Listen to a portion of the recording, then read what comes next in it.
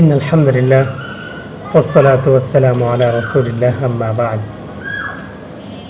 আলহামদুলিল্লাহ, আল্লাহ পাকের কাছে আমরা লাখো কোটি শুকরিয়া জ্ঞাপন করছি যে আমরা নবী করিম সাল্লাল্লাহু আলাইহি ওয়াসাল্লামের শ্রেষ্ঠ আদর্শ পেয়েছি।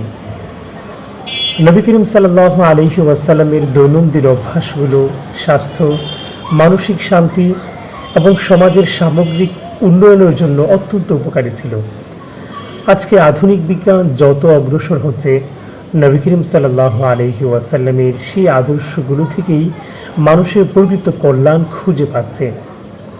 নবী করিম সাল্লাল্লাহু আলাইহি ওয়াসাল্লাম খুব আর্লি ঘুমোতে যেতেন এবং খুব ভোরবেলা ঘুম থেকে উঠতেন।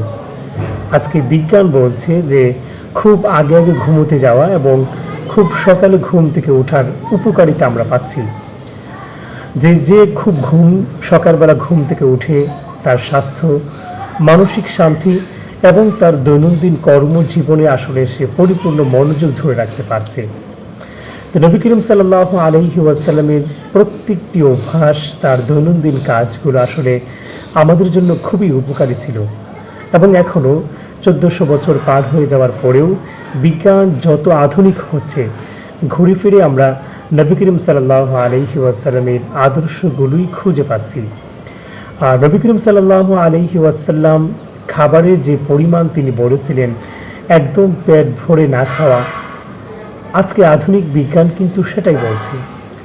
এবং তিনি খাবার আস্তে আস্তে করে চিবিয়ে চিবিয়ে খাওয়ার যে কৌশল তিনি বলেছেন, আজকে আধুনিক বিজ্ঞান, ডাক্তার সেটাই বলছেন।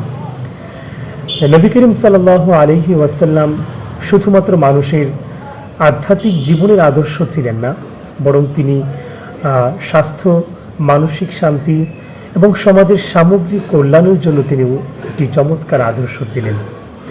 আজকে আমরা যত অগ্রসর হচ্ছি, নিজেদেরকে যত উন্নয়নের শিখরে নিয়ে যাচ্ছি, ঘুরে ফিরে আমরা সেই 1400 বছর আগের পুরনো যে নবী করিম সাল্লাল্লাহু আলাইহি ওয়াসাল্লাম যা রেখে গিয়েছেন, সেই আদর্শগুলি আমরা খুঁজে পাচ্ছি। এজন্য মানুষ আসলে কোরআন এবং সুন্নাহ থেকে ডিটাচ হয়ে সে যত বেশি ব্যক্তি জীবনে উন্নতি করতে চাক, পারিবারিক জীবন কিংবা রাষ্ট্রীয় জীবনকে উন্নত করতে চাক, সেটা আসলে পসিবল হবে না। কারণ যেহেতু মানুষকে সৃষ্টি করেছে আল্লাহ তাআলা এবং মানুষের কল্যাণের জন্য নবী করিম সাল্লাল্লাহু আলাইহি ওয়াসাল্লামকে আল্লাহ তাআলা পাঠিয়েছেন। তো মানুষের কল্যাণ এবং তার অকল্যাণ আল্লাহ তাআলার থেকে ভালো আসলে কেউ জানতে পারে না, যেহেতু তিনি আমাদেরকে সৃষ্টি করেছেন। তাই আমরা যদি আমাদের ব্যক্তি জীবনে বা পারিবারিক জীবনে, রাষ্ট্রীয় জীবনে পরিপূর্ণ একজন সফল মানুষ হতে চাই, তাহলে আসলে আমাদের ইসলামকে পূর্ণাঙ্গ অনুসরণ করা ছাড়া আর কোনো বিকল্প পথ নেই। ব্যক্তি জীবনে মানুষ যে যত বেশি ইসলামকে অনুসরণ করবে, সে তার জীবনে তত বেশি সফলতা অর্জন করবে, সেটাই বাস্তব।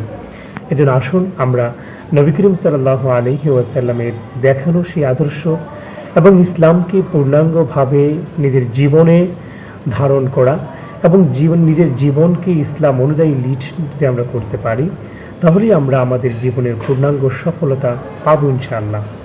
আল্লাহ তাআলা আমাদেরকে তৌফিক দান করুক।